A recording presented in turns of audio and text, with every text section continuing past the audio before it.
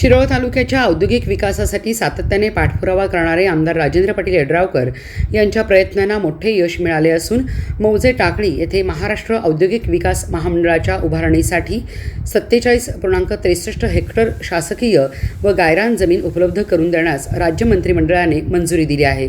मुख्यमंत्री देवेंद्र फडणवीस यांच्या अध्यक्षतेखाली झालेल्या मंत्रिमंडळ बैठकीत हा महत्त्वपूर्ण निर्णय घेण्यात आला। त्यामुळे शिरोळ तालुक्याच्या औद्योगिक विकासाचा मार्ग मोकळा झाला असून रोजगार निर्मितीला मोठी चालना मिळणार आहे।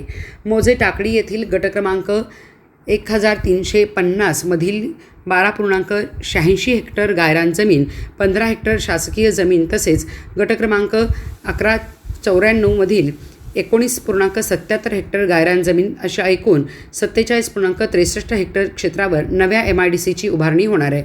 या निर्णयामुळे मोठ्या प्रमाणावर औद्योगिक गुंतवणूक आकर्षित होऊन स्थानिक युवकांना रोजगाराच्या नव्या संधी उपलब्ध होणार आहेत। विधानसभा निवडणुकीदरम्यान शिरोळ तालुक्यात स्वतंत्र MIDC उभारण्याचे आश्वासन आमदार यड्रावकर यांनी दिले होते। त्यानंतर मुख्यमंत्री, उपमुख्यमंत्री, उद्योग व महसूल विभागाकडे सातत्याने पाठपुरावा करून त्यांनी हा विषय मार्गी लावला। अखेर मंत्रिमंडळाच्या मंजुरीमुळे त्यांच्या शब्दाला प्रत्यक्षात मूर्त स्वरूप मिळाले आहे। या MIDCमुळे सुमारे 10,000हून अधिक युवकांना रोजगार उपलब्ध होणार आहे। यासोबतच महिलांसाठी गारमेंटच्या माध्यमातून रोजगाराच्या मोठ्या संधी निर्माण होणार आहेत। नुकतेच उद्योगमंत्री उदय सामंत यांनीही महिलांसाठी स्वतंत्र गारमेंट क्लस्टर योजना मंजूर करण्याची ग्वाही दिली होती। या क्लस्टरमुळे हजारो महिलांना त्यांच्या परिसरातच रोजगार उपलब्ध होऊन आर्थिक सक्षमीकरणाला चालना मिळणार आहे। याबाबत आमदार राजेंद्र पाटील यड्रावकर म्हणाले, शिरोळ तालुक्याच्या सर्वांगीण विकासासाठी स्वतंत्र MIDCची आवश्यकता होती।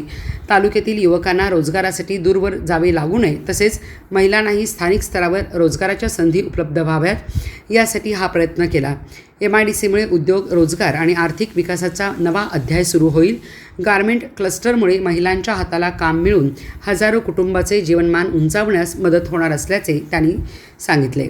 टाकळी MIDC आणि प्रस्तावित गारमेंट क्लस्टरमुळे शिरोळ तालुक्यात उद्योगांची नवी दालने खुली होणार आहेत। युवकांसाठी रोजगार, महिलांसाठी स्वावलंबन आणि तालुक्यासाठी आर्थिक समृद्धीचा नवा मार्ग या निर्णयातून खुला झाला आहे। या ऐतिहासिक निर्णयानंतर आमदार यड्रावकर यांनी मुख्यमंत्री देवेंद्र फडणवीस, उपमुख्यमंत्री एकनाथ शिंदे, उपमुख्यमंत्री सुनेत्रा पवार, महसूल मंत्री चंद्रशेखर बावनकुळे तसेच उद्योगमंत्री उदय सामंत यांचे आभार मानले आहेत।